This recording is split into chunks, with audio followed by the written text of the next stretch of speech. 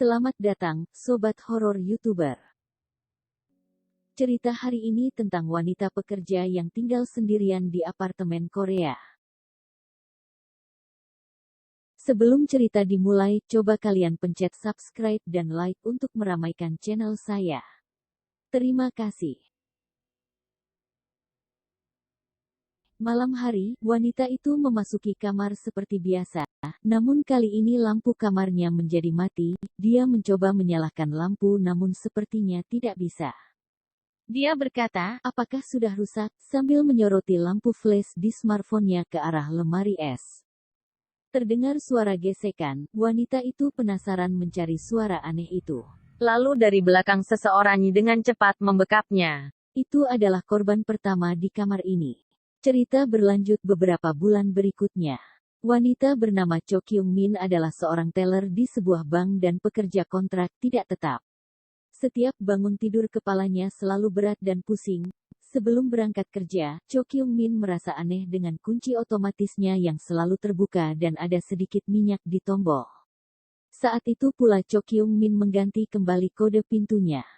Malam hari, saat pulang kerja, Cho Kyung Min memeriksa kunci pintunya dan anehnya seperti ada yang mencoba membukanya.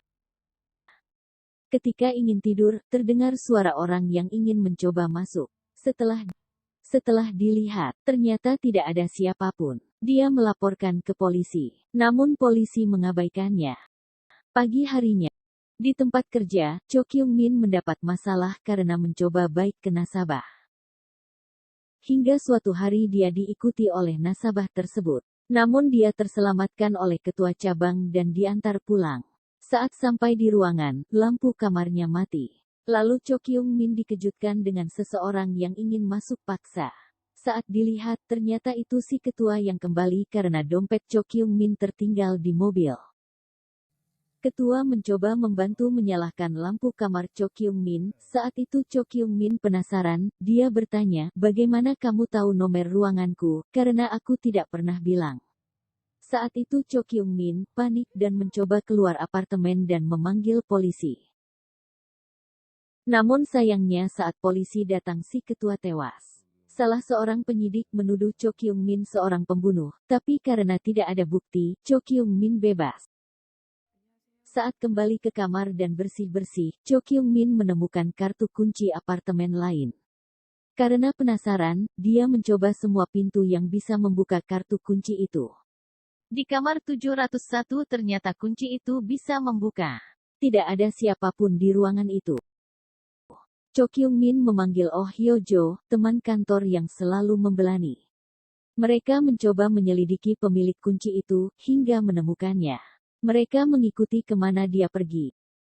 Saat Cho Kyung Min memasuki sebuah rumah, dia melihat kode pintu dengan merek yang sama seperti kamarnya. Saat masuk, dia menemukan wanita lain diikat di kasur. Cho Kyung Min mencoba sembunyi. Karena takut, dia mencoba kabur. Cho Kyung Min berteriak meminta tolong saat dikejar si penjahat itu. Lalu Oh Hyo Jo, temannya datang buat menolong. Saat itu, kebetulan patroli lewat namun sayangnya penjahat itu kabur. Penyidik yang awalnya menuduh Cho Kyung Min sebagai pembunuh, akhirnya percaya kalau ada orang lain di kamarnya yang membunuh ketua bank. Akhirnya polisi menemukan tersangka, namun sayangnya tidak ada bukti, hingga dia lepas. Cho Kyung Min akhirnya pindah apartemen, namun sayangnya saat itu temannya menjadi target si penjahat.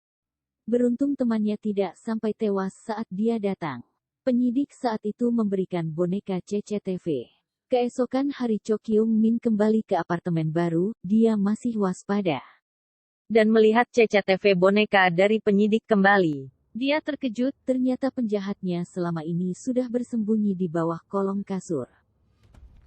Cho Kyung Min yang mencoba kabur, akhirnya tertangkap oleh psikopat. Saat tersadar dia sudah ada di ruangan lain, Cho Kyung Min mencoba melawan saat psikopat lengah. Hingga penyidik datang menolong. Namun sayangnya penyidik tewas, dan Cho Kyung Min yang bersembunyi tertangkap kembali, lalu terjadilah pertarungan, hingga psikopat kalah dan tewas karena terluka karena melawan penyidik tadi. Cerita pun diakhiri dengan Cho Kyung Min selamat dan kembali bekerja. Dan, cerita pun tamat. Intinya adalah sebagai seorang yang merantau untuk bekerja, Selalu berhati-hati.